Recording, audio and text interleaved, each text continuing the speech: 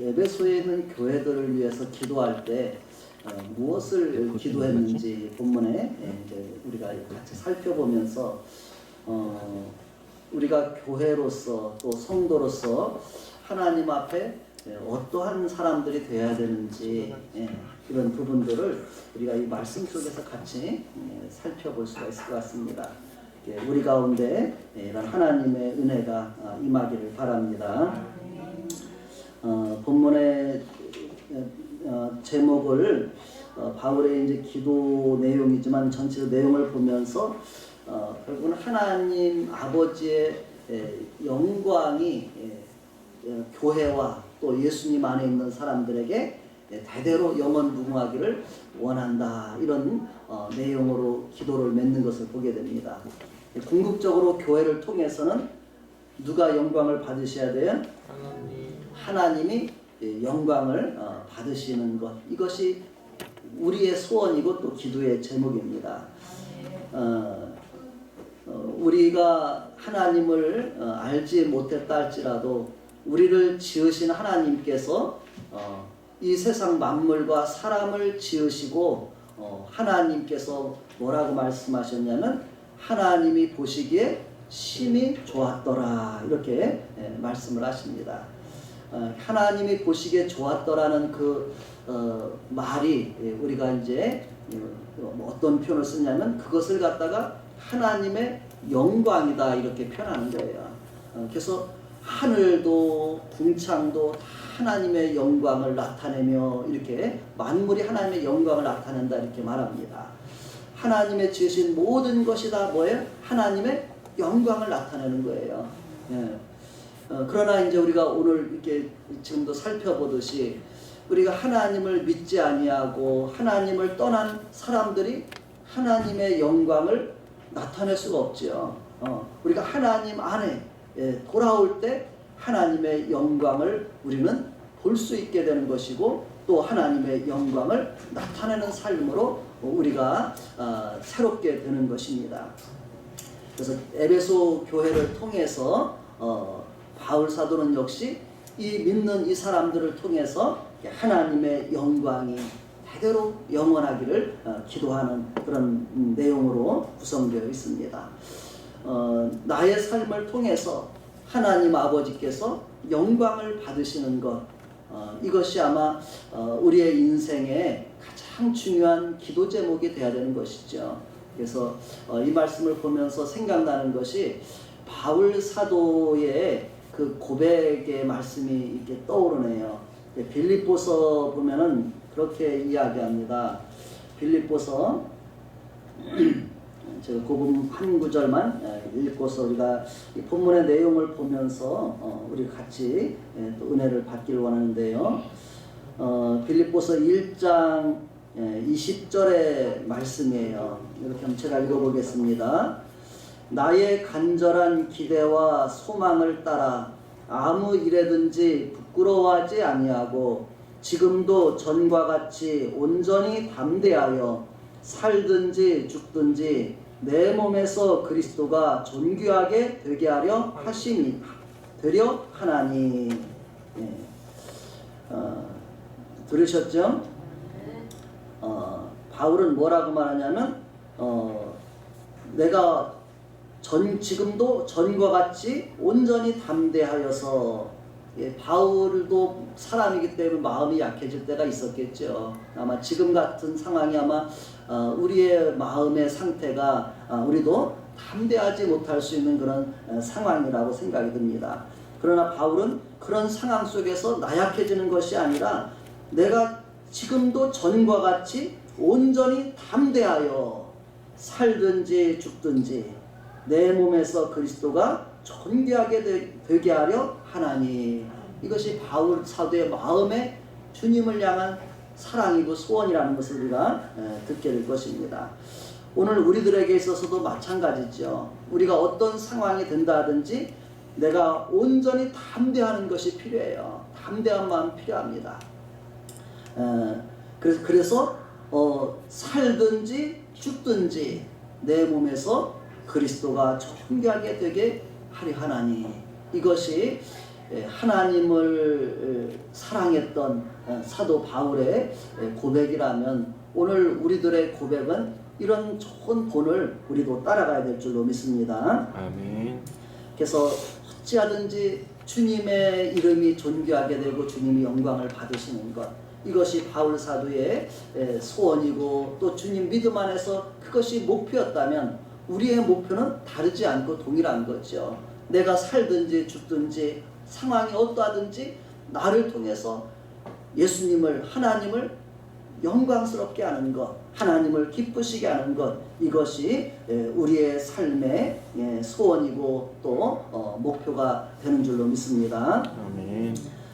그래서 지금 상황 속에서 우리가 이런 부분들을 시험 받을 때라고 생각이 들어요. 이런 것은 다 하나님 우리를 시험하시는 것이 될 수도 있어요. 그래서 우리 마음속에 약해지는 그런 상황, 마음이 있다면은 주님 앞에 이럴 때일수록 내 마음이 주님을 향해서 믿음을 다시 한번 더 다지고 또 굳게 하고 이런 시간이 될 줄로 생각이 듭니다. 그래서 오늘 본문 속에서 살펴보면서 다시 한번 우리 마음속에 이러한 귀한 믿음을 더 다져가는 그런 시간 됐으면 좋겠습니다. 아멘.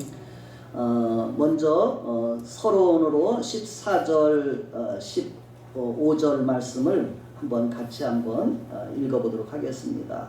자, 14절 15절을 같이 읽겠습니다. 시작. 이러므로 내가 하늘과 땅에 있는 각 족속에게 이름을 주신 하나님 아버지 앞에 무릎을 꿇고 비노니.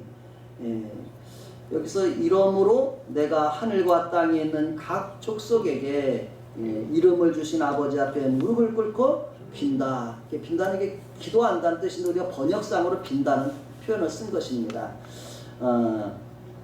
그래서 다른 번역으로 그 원문을 좀 이렇게 해석한 좀 더 쉬운 말로 표현된 것을 쉬운 말 성경에서 번역한 것을 제가 다시 한번 읽어드려 볼게요. 그러므로 내가 여러분을 위해 고난을 받는다는 이건 13절의 말씀을 이어서 좀 그러니까 읽을 때 이 말이 좀 더 이해가 돼서 제가 13절부터 읽습니다. 그러므로 내가 여러분을 위해 고난을 받는다는 이유로 여러분이 낙심하는 일이 없기를 바랍니다. 복음을 위해 내가 받는 고난은 도리어 여러분에게 영광이 됩니다. 이것이 13절이고 오늘 14절에 이제 보세요. 이런 이유로 나는 무릎을 꿇고 우리 주 예수 그리스도의 아버지께 기도를 드립니다. 아버지 하나님께서는 하늘과 땅에 있는 모든 족속들에게 이름을 부여해 주신 분입니다. 그래서 15절의 번역을 또 쉬운 성경 속에서 이렇게 번역을 했어요. 하늘과 땅에 있는 성도는 그분께로부터 참 생명의 이름을 받은 자들입니다. 이렇게 번역이 되어 있습니다.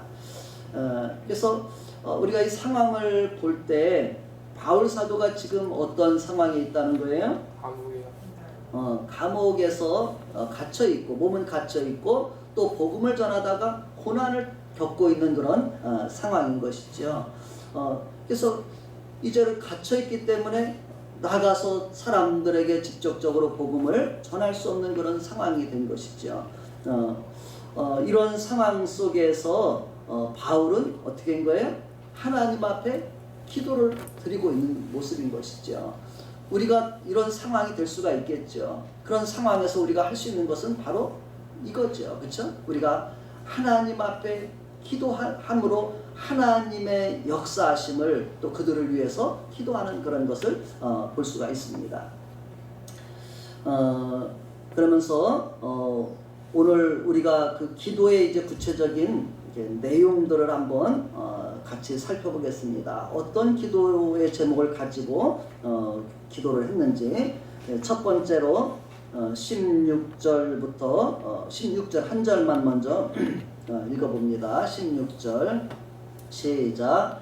그의 영광의 풍성함을 따라 그의 성령으로 말미암아 너희 속사람을 능력으로 강건하게 하시오며. 이것이 첫 번째 바울 사도가 그 에베소 교회를 위해서 마음에 담은 기도의 제목입니다. 그의 영광의 풍성함을 따라 그의 성령으로 말미암아 너희 속사람을 능력으로 강건하게 하시오며. 예. 그래서 그 기도의 제목은 뭐예요? 핵심은 어디에 있어? 16절을 볼 때 핵심이 뭘까요? 속사람의 능력으로 강건하게 너희 속사람을 능력으로 강건하게 하시오며 여기에 있다고 볼 수 있겠죠. 자, 근데 그 다른 이제 번역을 보면서 또 다시 한번 그 의미를 한번 들어보세요. 쉬운 말 성경 번역입니다.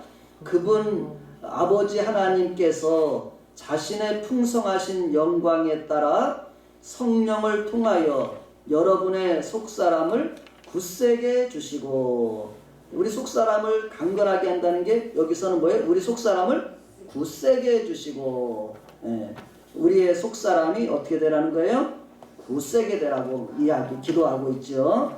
왜냐하면은 그 성도들도, 에베소 교회 성도들도 바울 사도가 복음을 전하다 고난도 당하고 감옥에 들어오면 흔들릴 수 있는 여지가 있죠. 그러나 그런 상황 속에서 흔들리는 사람이 되지 말고 그 속사람이 강건하고 또 굳세게 해주시도록 기도하고 있습니다. 그리고 공동번역에서 또 한번 또 읽어볼게요. 넘쳐 흐르는 영광의 아버지께서 성령으로 여러분의 힘을 돋우어 내적 인간으로 굳세게 하여 주시기를 빕니다. 우리의 속사람 또는 내적 인간, 이제 그 원문을 번역할 때, 우리말로 번역할 때 이제 결국은 우리의 겉사람도 있고 우리의 속사람도 있다는 거죠. 그래서 그 본문을 우리가 생각해 보면서 우리의 속사람이라는 게 무엇을 의미하는 것 같아요? 우리의 속사람.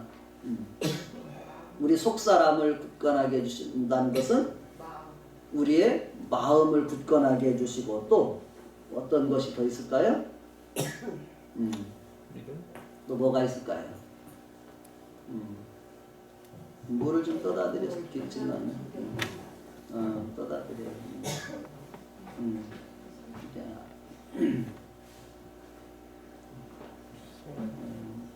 우리 속사람을 능력으로 강건하게 하신다고 했을 때 우리가 말하는 마음을 이렇게 이야기할 수 있고, 또 다른 면으로 생각한다라면은 이게 뭐 마음과 다 연관은 되겠지만은 우리 안에 있는 그런 믿음을 우리가 또 이렇게 생각해 봐도 좋을 것 같아요. 우리의 믿음이 굳세게 해주시고 또 강건해지게 하시고, 어떤 그런 부분을 이렇게 생각해 볼 수가 있겠습니다. 이 말씀을 한 구절을 조금 더 생각을 해보겠습니다. 하나님의 영광의 풍성함을 따라서 우리의 속사람을 능력으로 강건하게 한다. 이렇게 먼저 이렇게 해보고 그 다음에 성령으로 말미암아 이렇게 우리가 생각해 볼 수가 있는데요. 하나님의 영광의 풍성함을 우리가 여기서 조금만 묵상을 해보면 좋을 것 같아요. 하나님의 영광이 얼마나 풍성할까요? 우리가 생각해 보시기 바랍니다. 이제 거기서 밑에 참고 구절로 하나님의 영광이라는 그 부분을 좀 몇 구절 성경을 실어봤습니다. 첫 번째로 하박국 2장 14절에서 이렇게 표현합니다. 대저 물이 바다를 덮음같이 여호와의 영광을 인정하는 것이 세상에 가득하리라.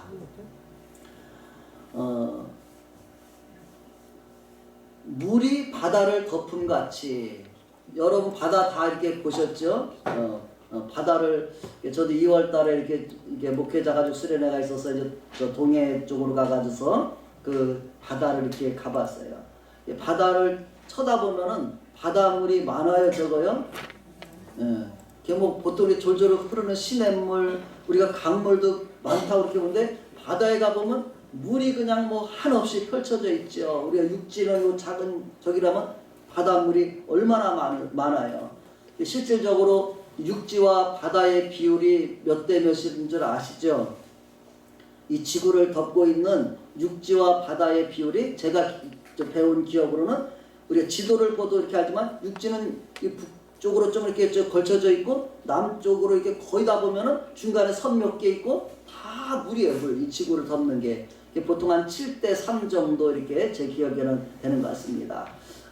그래서 이 지구가 둥글다면 이 육지가 좀 있고 나머지는 거의 다 물로 다 이렇게 덮여 있는 거예요. 그런 상황이죠. 그래서 물이 바다를 덮은 것 같이 얼마나 풍성하고 얼마나 많은 그런 양이겠어요. 그와 같이 여호와의 영광을 인정하는 것이 세상에 가득하리라. 하박국 선지자를 통해서 그렇게 말합니다. 이 지구상에 하나님을 물이 바다를 덮는 것처럼 하나님을 인정하는 것이 그렇게 이 세상을 덮을 것이다 이렇게 이야기합니다. 지금 이런 상황도 우리가 잠시는 우리에게 좀 불리한 것처럼 보이지만 결국은 하나님은 이런 일들을 통해서 온 세상에 하나님을 인정하고 하나님의 영광을 나타내셔요. 얼마 전에 누군가하고 이렇게 이야기를 하다 이렇게 생각하는데 사단이 우리를 시험하거든요. 사단은 우리를 유혹해요. 그래서 넘어져가지고 죄를 짓고 망하게 하려고 해요.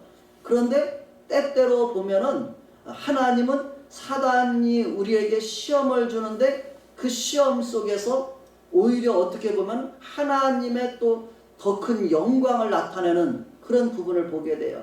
사단의 계획이 성공하는 것이 아니라 결국은 하나님의 그 크신 능력으로 이 모든 것들을 오히려 사단의 계획을 다 무너뜨리고 하나님의 크신 영광을 나타내는 그것이 그리스도인들의 삶 속에서 많이 나타납니다. 아멘. 그래서 우리는 때로는 우리가 부족하기 때문에 시험에 들 수가 있어요. 욕심에 빠져서 어떤 여러 가지 약함으로서 시험에 빠져요. 그럼에도 불구하고 지나보면 하나님께서는 그런 것들을 다 이기게 하시고 더 그걸 더 깨닫게 하시고 더 굳건하게 하시고 이러면서 하나님의 그 승리하심을 하나님의 인자하심을 사랑을 우리에게 알게 하시고 이루어 가시는 그런 부분들을 보게 됩니다.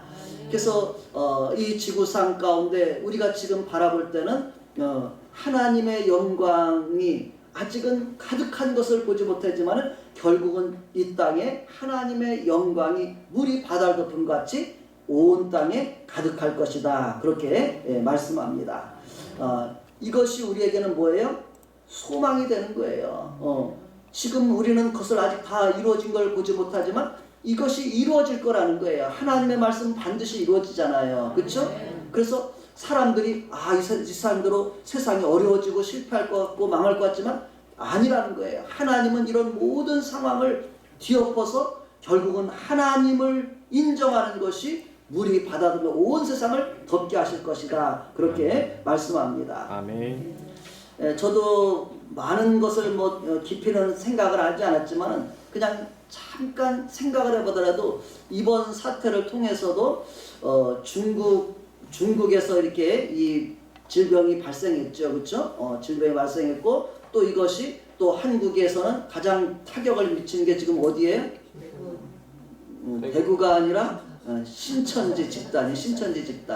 우리가 신천지가 지금 얼마나 한국교회를 어지럽히는지 모르죠. 혼란을 주고. 그런데 그 집단 속으로 질병이 파고 들어가는 거예요, 지금. 그래서 우리가 이것을 우리가 생각해 볼 때 하나님이 이것을 통해서 반드시 영광을 나타내시는 거죠. 신천지가 얼마나 못된 짓을 하는지 모르는 거죠. 말하자면 이 건전한 가정에 사기꾼 놈이 들어와서 도둑님이 들어와 가지고서 가정을 해치는 것 같이 마치 가정 풍지박산내도 이런 일을 한 거거든요. 근데 이런 일들 속에서 이들에게 하나님의 징계라고 저는 생각이 듭니다. 그래서 이 일을 통해서 거짓되고 헛된 것들을 하나님은 다 부끄럽게 만들 것이고 결국은 이걸 통해서 하나님을 인정하게 하는 일들이 나타날 거예요. 그래서 지난주인가 언제도 말씀드렸지만은 이만희 씨 하고 또 이렇게 이제 좀 살던 한 여자가 있잖아요. 그 사람도 이제 신천지에서 2인자가 될 그런 자리라고 생각했었는데 결국은 이만희는 구세주도 아니고 똑같이 인간같이 죽고 죽음, 그 사람은 죽지 않고 영생불사한다 이렇게 했는데 죽음을 두려워하는 인간에 불과하다 이렇게 하면서 1차 폭로하고 그들의 잘못된 것을 또 2차 폭로하고 계속 증거하면서 하는 것은 그것도 하나님의 역사라고 봐야죠. 잘못된 것을 그대로 두지 않고 다 이렇게 드러내게 하는 그런 부분도 생각해 봅니다. 뭐 속단하기는 어렵겠지만 하나님은 어떤 모양이든지 결국은 악한 것, 하나님께 나지 않은 것은 흥하는 것처럼 보이지만 결국은 다 망하게 돼 있어요. 아무것도 아닌 것처럼 되게 돼 있어요. 그래서 우리가 그런 것을 너무 예민하게 반응할 필요도 없고 너무 두려워할 필요도 없는 거예요. 그래서 우리가 이런 질병도 결국은 하나님이 지금 하나님의 손에 달려서 지금 역사하고 있다는 걸 생각하면서 하나님을 인정하는 것이 온 세상에 가득하게 하실 그런 하나의 작은 일이라 이렇게 여기시면 좋을 것 같습니다. 아멘. 이건 작은 일이지만 궁극적으로는 온 세상이 하나님을 인정하는 날이 오게 될 것입니다. 아멘. 제가 다시 한번 읽습니다. 하박국 2장 14절 대저 물이 바다를 덮음 같이 여호와의 영광을 인정하는 것이 세상에 가득하리라. 아멘이십니까? 아멘. 하나님을 내가 인정하면 나는 그 하나님의 은혜와 축복 안에 안전하게 들어온 거예요. 내가 하나님을 인정하는 것이 얼마나 좋은 거예요. 인정하지 못하는 사람들은 아직도 위태하고 그런 상황에 있는 거죠. 하나님 밖에 있는 거예요. 하나님 안에 우리가 들어오게 되는 것이 바로 하나님 모든 사람들이 그 하나님의 은혜의 품에 들어오게 하실 줄로 믿습니다. 그리고 출애굽기에서 모세가 하나님의 영광을 보여달라고 이렇게 기도를 한 것이 있어요. 그에 대해서 하나님의 응답의 말씀으로 나온 부분이 출애굽기 34장 5절부터 이렇게 7절까지 나오는데요. 그 부분을 읽어볼게요. 하나님의 영광이 풍성하신 분이라는데 하나님이 어떤 영광을 가지신 분인가 읽어봅니다. 제가 여호와께서 구름 가운데 강림하사 그와 함께 거기 서서 여호와의 이름을 반포하실세 여호와께서 그의 앞으로 지나시며 반포하시되 여호와라 여호와라 자비롭고 은혜롭고 노하기를 더디하고 인자와 진실이 많은 하나님이로라. 인자를 천대까지 베풀며 악과 과실과 죄를 용서하나 형벌 받을 자는 결단코 면제하지 않고 아비의 악을 자녀손 3,4대까지 보응하리라. 여기가 여호와의 영광을 하나님께 보여달라고 했을 때 하나님이 모세에게 말씀하시고 보여주신 그런 이야기인 것입니다. 하나님은 어떤 분이냐고 말하자면 뭐라 해서 하나님은 자비롭고 은혜롭고 노하기를 더디하고 인자와 진실이 많은 하나님이다. 그래서 인자를 천대까지 베풀며 악과 과실과 죄를 어떻게 용서하나 형벌받을 자는 결단코 면제하지 않고 하나님이 보응하신다 이렇게 말해요. 그래서 하나님이 악과 죄를 보응해 주시는 것이 우리에게는 얼마나 감사한 일인지를 몰라요. 그렇죠? 악과 죄를 그냥 그대로 계속 놔두면 이 세상은 아주 살벌하게 되고 망하게 되는 거예요. 그러나 하나님은 우리를 기다리고 용서해 주시기 원하시지만 그러나 돌이키지 않고 끝까지 악을 하는 사람들에서는 반드시 보응하시는 하나님이에요. 그래서 그 하나님 때문에 우리가 살 수가 있는 것입니다. 만일 악한 자를 그대로 내버려 둔다면 우리가 얼마나 마음이 상하겠어요. 그러나 하나님은 반드시 악한 자를 보응하십니다. 이것은 작은 사인이고 마지막 날 궁극적으로 요한계시록 보면 많은 적그리스도 거짓 선지자 사람들을 미혹하고 또 성도들을 막 죽이기도 하고 이렇게 해요. 그때 하나님 앞에서 그 성도들이 의인들이 뭐라고 하냐면 하나님 아버지 언제까지 기다리시겠습니까? 언제까지 저들을 내버려 두시겠습니까? 언제 심판하시겠습니까? 빨리 심판해달라고 호소합니다. 그랬을 때 하나님께서는 잠깐만 기다려요. 그러나 이제 그들을 어떻게 해요? 다 멸하시죠. 그래서 하나님은 그들 중에서라도 돌이키길 기다리는 것 뿐이라는 거죠. 그들을 하나님 그대로 두는 것은 아니에요. 반드시 보응하시고 마지막에 그들을 심판하십니다. 그래서 우리가 그런 것을 바라보면서 이 세상에서 살아갈 때 때때로 우리가 나에게 고난을 주고 또 악을 행한 사람을 본다 할지라도 하나님의 마음은 저들이 돌이키기를 바라신다.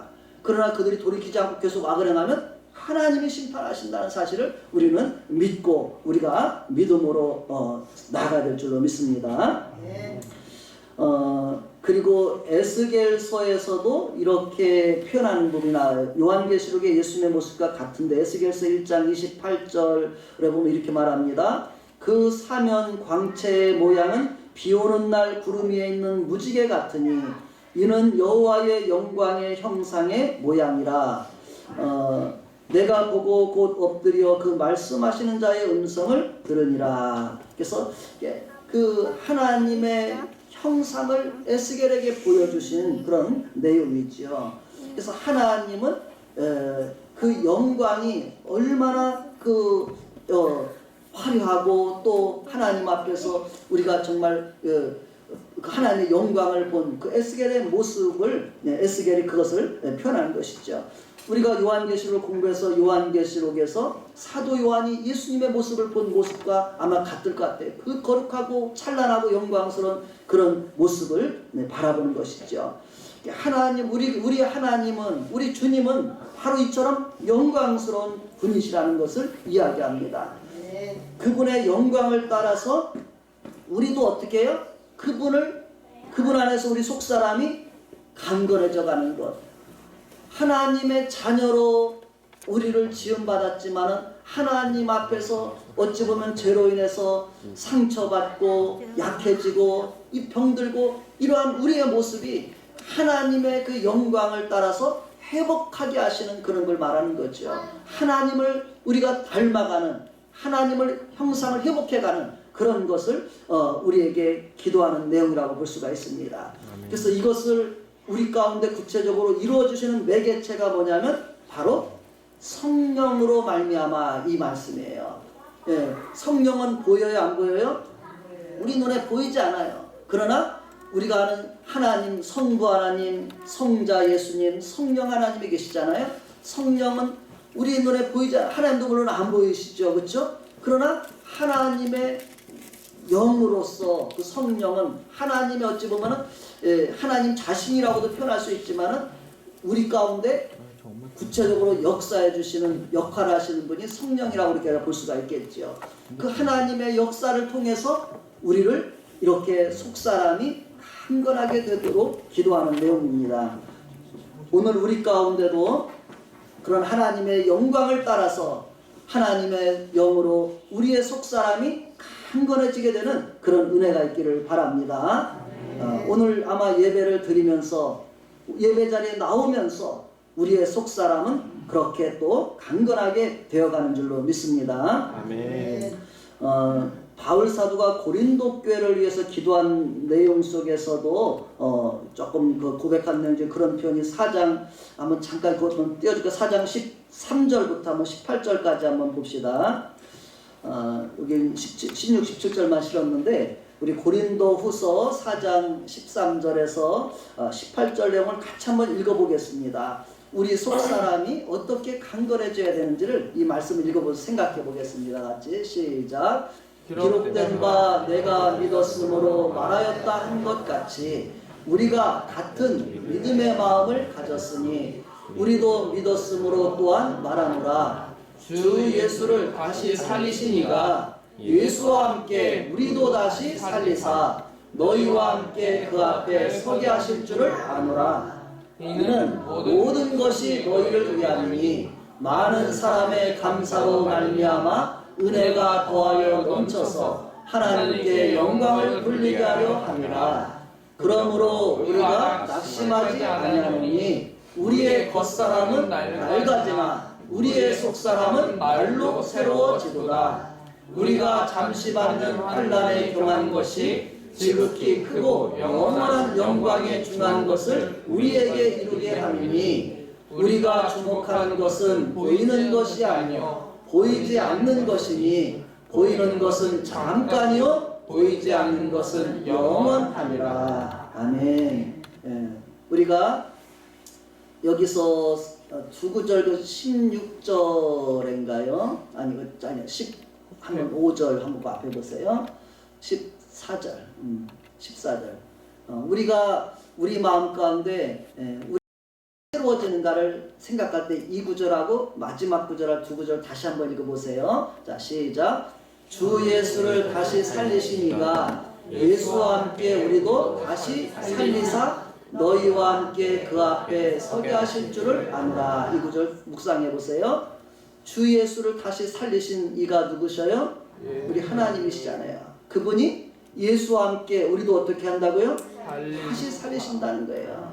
이것을 믿으면은 우리 마음이 약해지려고 하다가도 어떻게 해요? 다시 힘을 내는 거예요. 바울 사도도 고린도교 성도들도 여러 가지 환난을 당하고 또 질병으로 인해서 죽을 것 같은 그런 상황이 됐을지라도 내가 죽어도 예수님과 함께 다시 살아날 것을 우리가 믿는다면은 우리 마음 가운데 낙심하지 않을 수 있다는 거예요. 그래서 그런 생각이 좀 듭니다. 우리가 죽음이라는 것을 두려워하면 두려워할수록 우리는 약한 자가 돼요. 그러나 죽음을 내가 두려워하지 않기로 결정하면 우리는 더 이상 무서운 게 없는 사람이 돼버려요. 가장 센 사람이 뭐냐면 죽음을 무서워하지 않는 사람이 가장 센 사람이거든요. 그래서 사단은 우리의 그런 약점을 알아요. 우리가 히브리서에서 보면 죽기를 무서함으로 일평생 동안 죄의 종로를 타는 게 우리라는 거예요. 죽는 게 무섭잖아요. 그런데 예수님을 믿으면 예수님을 죽으셨다 다시 살리신 하나님께서 우리가 죽어도 다시 살게 하실 것을 믿고 궁극적으로 영원히 살 것을 믿고 이것을 내 마음에 확신하게 되면 두려운 게 없는 거예요. 어떤 사람도 나를 두렵게 할 수가 없는 거예요. 나를 예수 믿는다고 때리거나 예수 가두거나 예수 믿는다고 죽인다고 해도 그것이 우리를 막지를 못하는 거예요. 아멘. 사도들의 믿음이 그렇게 자라갔죠. 예수님의 제자들이 복음서에서는 죽을까봐 도망갔던 사람들이지만 사도행전에 보면 예수님 전하지 마. 예수님 전하면 너희들 감옥에 가둘 거야. 예수님 전하면 너희들 죽일 거야. 사도들은 내가 보고 듣고 하나님 앞에서 보고 들은 것을 말하지 않을 수 없다면서 때려도 복음 전하고 감옥 가둬주고 죽여도 복음 전하고 이런 모습인 것이죠. 그것이 바로 사도들의 믿음이었고 초대교회 성도들의 믿음이었던 거예요. 그렇기 때문에 히브리서에서 말하는 믿음의 사람들은 이런 사람들은 세상이 감당하지 못한다 그렇게 말했어요. 아멘. 세상이 어떻게 할 수가 없는 거 그런 사람들은. 근데 제가 북한 사람들을 이렇게 탈북자들 중에서 예수 믿는 사람들을 이렇게 몇 사람의 간증을 들으면서 이들의 믿음이 그런 믿음이더라고요. 지금 탈북자 북한에서 지하교회에 있는 성도들의 믿음은 그런 믿음이에요. 초대교회 성도들의 믿음이에요. 그들 가운데는 여러 번 탈북하다가 죽을 고비를 여러 번 넘겼어요. 그래서 그 사람들은 예수 믿고 나서는 이제는 죽음을 두려워하지 않아요. 난 예수 믿고서 내 고향에 가서 내 가족들 와서 복음 전할 거야. 이 통일을 열어주면 자기들이 제일 앞서 달려가겠다는 거예요. 이런 죽는 것이 그들에게는 두려운 게 죽는 것이 너무나 많이 보았고 그 죽음의 고비를 넘겼고 지나왔기 때문에 이들에게는 이제 죽음이 무서운 것이 아니라 한 번 죽는 건데 예수님 믿고 예수님에서 죽는다는 것은 그들에게는 뭘? 영광스러운 거예요. 바로 어찌 보면 그런 믿음을 우리가 가질 때 우리가 약해지지 않고 두려워하지 않을 수 있는 거예요. 내가 예수 믿는다고 하면서도 여전히 죽을까 봐 벌벌벌 떨고 그러면 우리의 믿음이 자랄 수가 없어요. 그 한계 갇혀 있어요. 맨날 그 사단이 잘해. 너는 여기까지야. 너무 잘하는 사단이 잘하네. 근데 나는 예수를 믿기 때문에 죽어도 다시 살아. 영원히 살아. 까불지 마. 사단에게 이렇게 선포하고 사는 사람들에게는 사단도 까불지 못하는 거예요. 그래서 제 마음에도 저 자랄 때 믿음이 자라갈 때 내가 죽음에 대한 두려움을 가지면 내 마음이 약해지고 내 마음이 위축되는 것을 저도 느꼈어요. 그래서 그때 기도하는 거죠. 예수님께서 나를 위해 죽으실 뻔했다. 예수님을 내 마음에 모시고 그러면은 그런 두려움이 싹 사라지게 되고 그런 모습을 저도 이렇게 개인적으로 경험합니다. 그래서 오늘 우리 가운데도 바로 내 속사람이 약한 사람들에게는 늘 그 약한 그 가운데 있기 때문에 우리가 맨날 그 한계 안에 머물러 있는 거예요. 그러나 여기서 다시 한번 읽어보세요. 이 말씀 우리가 믿으시잖아요. 시작. 주 예수를 다시 살리시니가 예수와 함께 우리도 다시 살리사 너희와 함께 그 앞에 서게 하실 줄을 아노라. 아멘. 바울 사도는 예수님을 믿고 죽는 것이 두렵지 않은 거예요. 오히려 예수 믿고 나서 내가 고난 속에서 죽는 것이 나에게 더 유익하다는 거예요. 나한테 더 좋다는 거예요. 육신에 있는 동안에는 말할 수 없는 고난이 많지요. 그러나 내가 너희를 위해서 살 줄을 안다. 우리가 지금 더 살아가는 이유는 육신 가운데 있는 것은 주님 앞에 누군가에게 더 복음을 전할 수 있는 그런 기회이기 때문에 우리가 육신으로 머물러 있는 거예요. 그런 믿음 가지면은 두려움이라는 것이, 죽음이라는 것이 우리에게 아무 힘을 쓰지 못한다는 우리가 아시기를 바랍니다. 그리고 18절 한번 읽어보세요. 또 한 가지 우리가 또 믿음, 우리의 믿음이 뭡니까? 18절 시작. 우리가 주목하는 것은 보이는 것이 아니요 보이지 않는 것이니 보이는 것은 잠깐이요 보이지 않는 것은 영원하니라. 네. 잠깐 있는 것 주목하시고 사시겠습니까? 아니면 영원한 것을 우리가 주목하시겠습니까? 우리가 잠깐 있다가 없어 이런 것들 바라보면서 우리가 사는 인생이 되지 않고 우리는 영원한 것, 영원한 가치 있는 것, 영원한 생명, 영원한 하나님의 나라를 우리는 바라보는 거예요. 이 땅에 있는 잠시 있다 없어질 그냥 그런 요동하는 것들, 그것을 쫓아서 바라보고 그걸 붙잡으려고 하는 인생이 아니라 우리에게 하나님의 주시는 생명과 가치와 영원한 나라를 우리는 바라보면서 살아가는 것이기 때문에 우리에게는 낙심할 수가 없는 거예요. 그것을 바라보는 사람에게는 앞을 향해서 담대하게 나아갈 수 있는 것입니다. 예수님께서 제자들이 잠깐 놀란 게 있어요.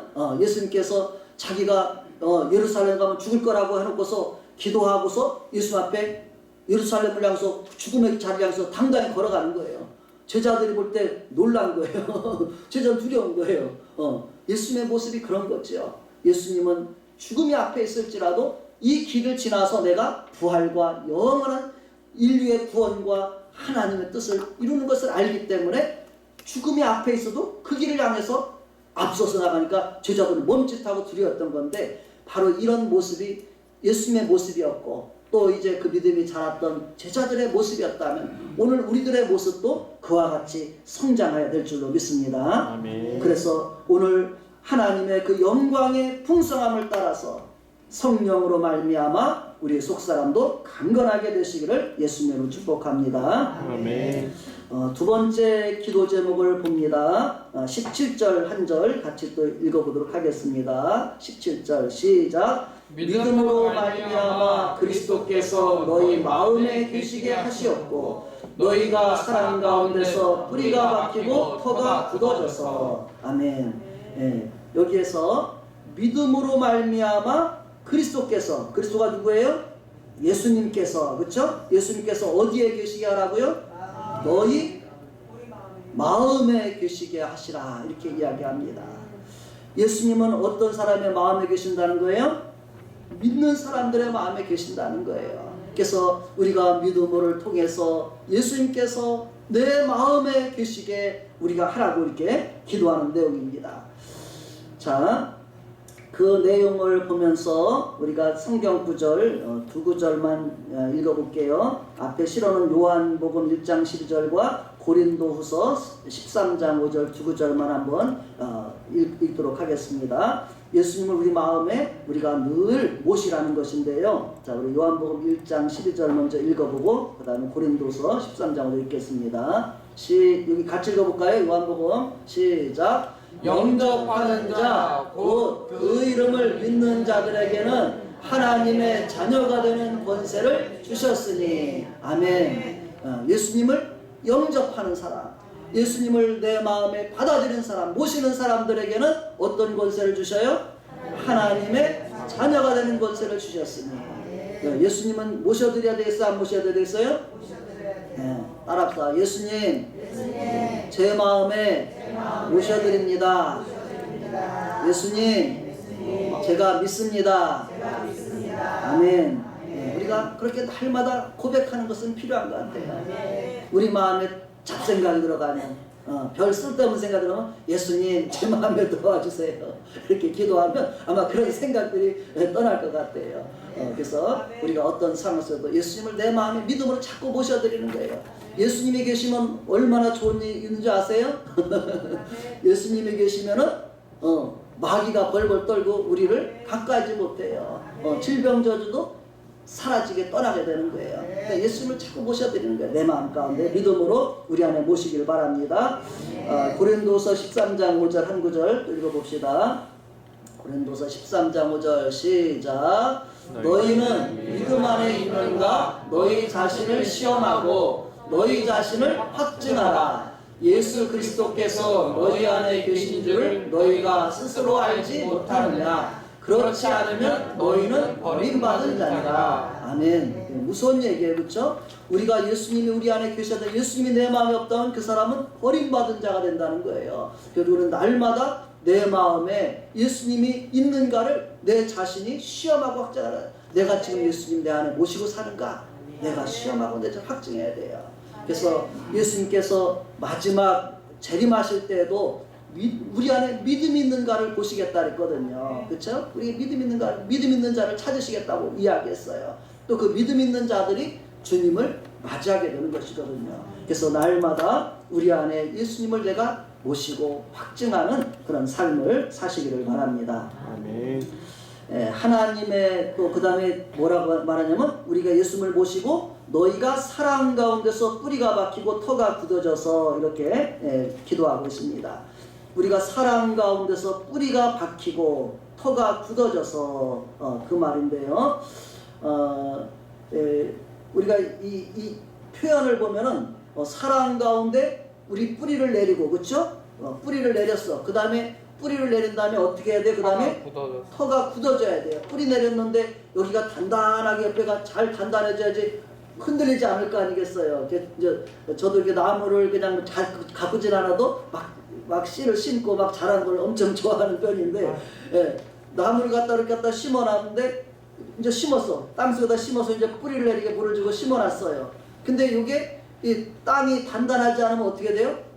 이게 바람이 불면은 뽑힐 수가 있어. 흔들려서 말라 죽을 수가 있어요. 그래서 꼭 땅을 다져주고 눌러주고 그렇게 하잖아요. 그래서 우리가 우리 속에 하나님의 그 예수님을 우리 안에 모셨다면은 그 믿음을 주님을 향한 그 믿음을 갖다가 이렇게 뿌리를 내리고 다지고 어떤 그런 걸 좀 생각을 해봤습니다. 우리가 그 사랑 가운데 주님의 사랑 가운데 이렇게 우리의 믿음의 뿌리를 내리고 우리의 믿음을 견고하게 하라 이런 의미로 저는 이렇게 이해를 합니다.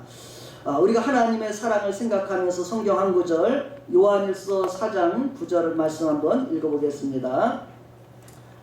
그 밑에도 이제 그 요한일서 찬조 구절이 있는데요. 먼저 한번 요한일서 4장 9절만 먼저 읽어보도록 하겠습니다.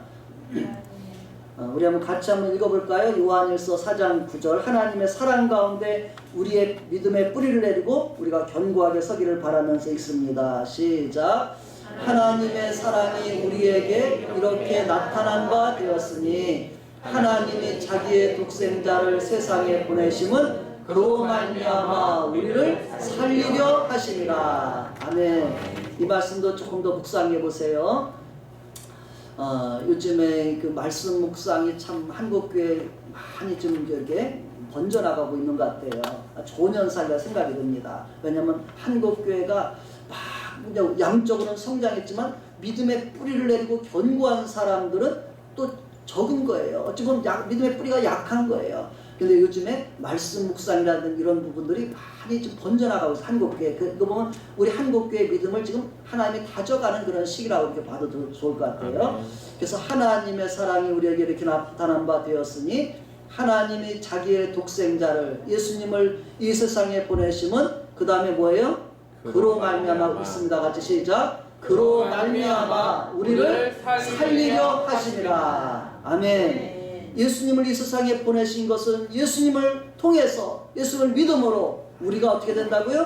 살리려 하심이라 했어요. 예수님 믿으면 살아요, 죽어요? 살아요. 산다는 거예요. 근데 예수님 안 믿으면은 예수만 안 믿어도 내가 안 믿어 나 살아있는데 이렇게 이야기할 줄만 그 사람은 살 수가 없다는 거예요. 하나님의 주시는 생명이 그 안에 없다는 거예요. 가끔가다 이렇게 그 생각이 이렇게 듭니다.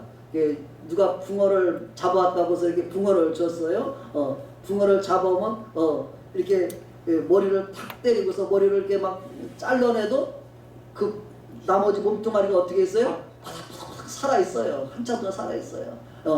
목숨은 벌써 끊어져서 죽을 건데도 잠깐 파닥거리는 것 뿐이에요. 마치 우리가 육체라는 것은 그런 정도밖에 안 되는 거죠. 우리 안에 우리의 영혼이 우리 영혼을 소생케 하고 우리에게 영생을 주시는 예수님을 모시면 우리는 영원히 살지만은 그 예수님이 우리에게 없다면 우리는 살아있지만 잠시 살았다가 영원히 죽는 그런 모습의 우리의 모습이 있죠. 그래서 우리가 예수님을 왜 꼭 믿으라고 하는가? 왜 믿어야 되는가? 우리가 이 말씀을 생각해 볼 때 그로 말미암아 우리를 살리려 하심이라. 이 말씀을 생각하고 예수님을 믿어야 되는 거구나. 예수 믿어야 사는 거구나. 우리가 이렇게 믿게 되기를 바랍니다. 아멘. 세 번째 단락으로 18절 19절 말씀 한번 보겠습니다. 18절 19절 말씀 자 같이 읽겠습니다. 시작. 능히 모든 성도와 함께 지식에 넘치는 그리스도의 사랑을 알고 그 너비와 길이와 높이와 깊이가 어떠함을 깨달아 하나님의 모든 충만하신 것으로 너희에게 충만하게 하시기를 구하노라. 아멘. 18절 19절을 잘 한번 읽어보세요. 무슨 뜻인지를 좀 생각해 보시기 바랍니다. 능히 모든 성도와 함께 지식에 넘치는 그리스도의 사랑을 알고 이렇게 써요. 우리가 그리스도의 사랑을 알으라고 말씀하고 있죠.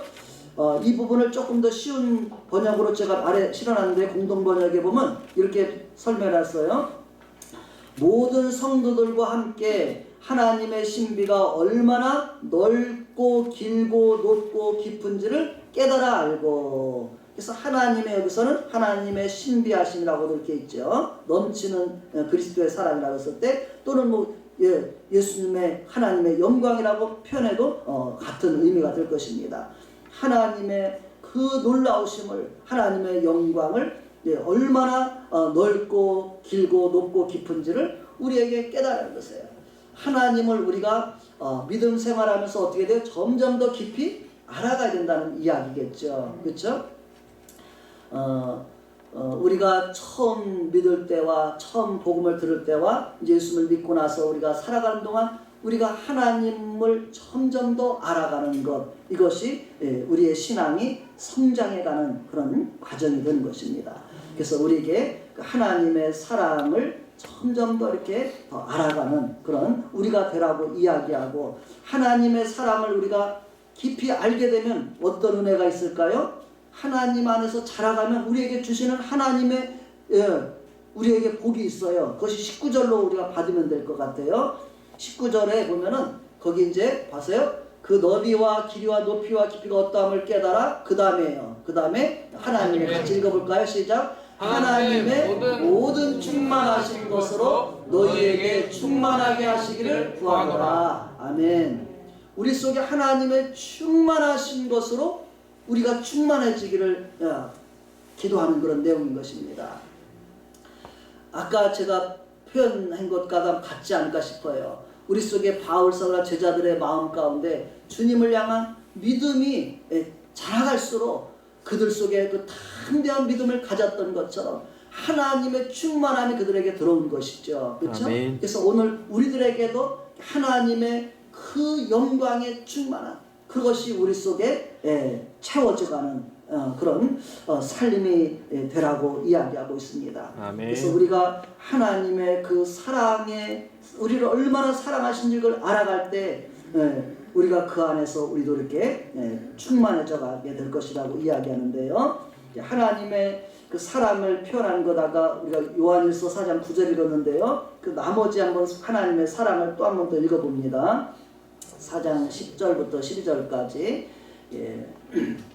하나님이 우리를 얼마나 사랑하시는지, 하나님이 우리 요한이를 얼마나 사랑하시는지, 또 현진이를, 또 부림이, 우림이, 요셉이, 우리 아이들, 또 우리 부모님들을 얼마나 사랑하시는지 우리가 이 말씀을 한번 읽으면서 한번 생각해 보면 좋겠습니다. 같이 한번 읽어볼까요? 시작.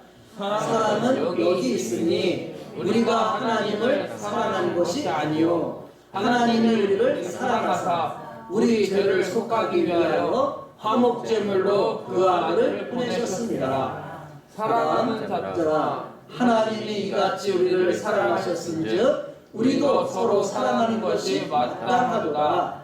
어느 때나 하나님을 본 사람이 없으되 만일 우리가 서로 사랑하면 하나님이 우리 안에 거하시고 그의 사랑이 우리 안에 온전히 이루어지느니라. 12절까지 읽었나요? 네. 이 말씀을 우리가 보면서 다시 한번 10절부터 한번 조금 더 한번 보세요. 사랑은 여기 있으니 이렇게 말해요. 그러면서 우리가 하나님을 사랑한 것이 아니요 하나님이 우리를 사랑하셨다. 우리는 사랑을 누구를 통해서 배우는 거예요? 하나님을 통해서 배우고 아는 거예요. 자녀들이 마치 부모님이 자기를 사랑하는 걸 이렇게 느끼고 알아가듯이 하나님 우리를 사랑하는 것을 우리가 알아가는 것, 이것이 바로 우리가 성숙해져 가는 것이겠죠. 그렇죠? 그래서 우리가 하나님을 사랑하시고 하나님 우리를 사랑하사 그 다음에 우리를 위해서 하신 일이 뭐예요? 우리 죄를 속하기 위하여 화목제물로 그 아들을 보내셨습니다. 이것은 뭐예요? 하나님이 우리를 위한 엄청난 희생을 말하는 거예요. 그렇죠? 자기의 아들을 우리를 위해서 화목제물로 준다는 게 뭐예요? 우리를 위해서 죄의 값으로 다 예수님을 지불하는 거예요. 그래서 그것도 뭐냐면 우리를 죄를 속하기 위해서는 예수님이 구약에서 마치 양이 1년 된 아주 어린 양이 와가지고 제사장들에게 상에 올려주면은 거기에서 그 어린 양의 목을 베어가지고서 피를 땅에 다 쏟고 거기다 또 받아가지고 양푼에다 받아가지고서 그것을 가지고서 하나님의 그 성전에 바르고 또 그 죄를 지은 사람에게 뿌리고 이렇게 해서 그 양을 피를 뿌리고 그 다음에는 그 양을 번제단에다 놓고 다 태워버리는 거예요.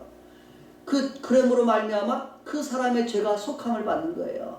마치 예수님께서 오셔서 우리를 위해서 물과 피를 다 쏟아주시고 우리를 위해서 그 몸을 다 찢겨주시고 이렇게 함으로 말미암아 저의 죄를 또 우리 한 사람 한 사람의 죄를 그렇게 속해주셨다는 거예요. 아멘. 그렇게 하나님이 속하게 하셨다는 거예요. 아멘. 그 죄를 속해주지 않으면 어떻게 해요? 우리는 사는 것이 아니라 죽고 영원한 멸망을 당하는 거예요. 심판을 받는 거예요. 그런 우리를 살리기 위해서 이렇게 예수님을 보내주신 것이 하나님의 사랑이라는 것입니다. 아멘. 우리를 이렇게 하나님은 사랑하셨다고 말하고 그 다음에 11절에 보니까 뭐라고 말해요?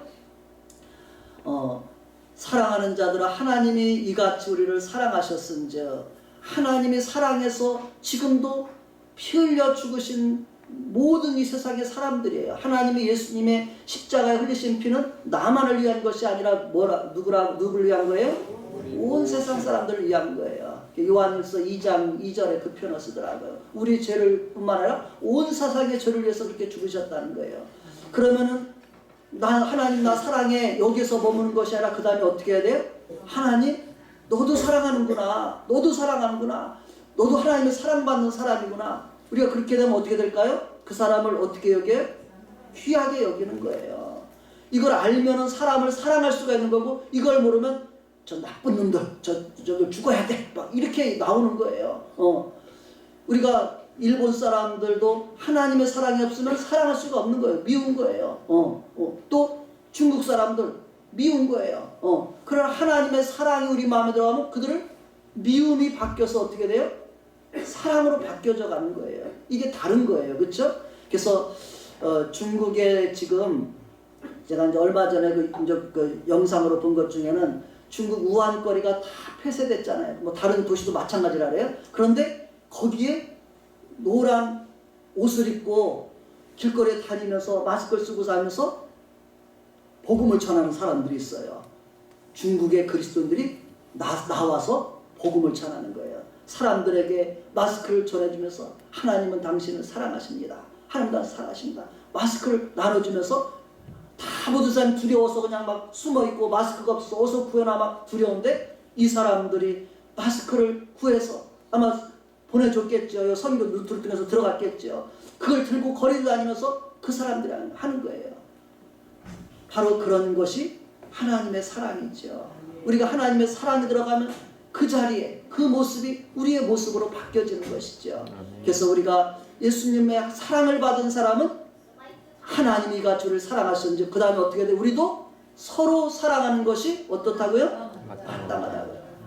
내 속에 혹시 누군가에서 저 나쁜 놈을 하려면 그때 나쁜 놈이 내구나, 내가 나쁜 놈이구나 이렇게 아시기 바랍니다. 저 사람이 나쁜 게 아니라 내가 나쁜 놈인 거예요. 그렇죠?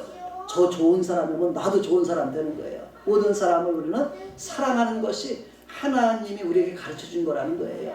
그래서 우리에게 이런 상황 속에서도 나만 막 움츠려서 이것이 아니라 하나님이 우리를 이렇게 사랑해 주셨는데 하나님 알지 못하고 하나님 대적하고 헛된 것 따르고 이런 사람들에게 하나님이 깨닫고 돌아가고 하나님 용서해 주세요. 불쌍히 해 주세요. 저들 구원해 주세요. 우리가 아마 이런 모습으로 이 시간을 하나님 앞에 드리는 것이 하나님 앞에 선한 것인 줄 알고 그것이 하나님의 영광이 될 줄로 믿습니다.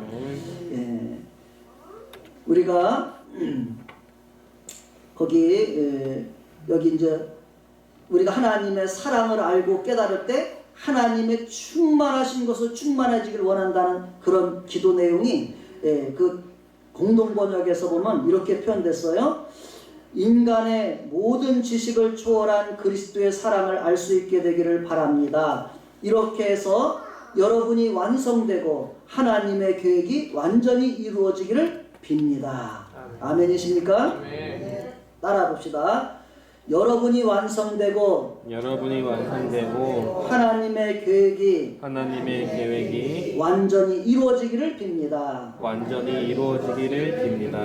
이것이 바울의 기도고 에베소 교회의 기도고 오늘 우리의 기도인 줄로 믿습니다. 오늘 우리는 이렇게 하나님의 사랑 안에서 우리가 완성되어져 가고 하나님의 계획이 이루어져 가기를 기도합니다. 결론 말씀으로 20절 21절을 읽겠습니다. 20절과 21절 시작. 우리 가운데서 역사하시는 능력대로 우리가 구하거나 생각하는 모든 것에 더 넘치도록 능히 하시리에게 교회 안에서와 그리스도 예수 안에서 영광이 되도록 영원 무궁하기를 원하노라. 아멘. 예. 하나님께서 오늘도 이 모든 상황 속에서 교회 안에서 또 예수님 안에서 하나님의 영광을 온 세상 가운데 나타낼 줄로 믿습니다.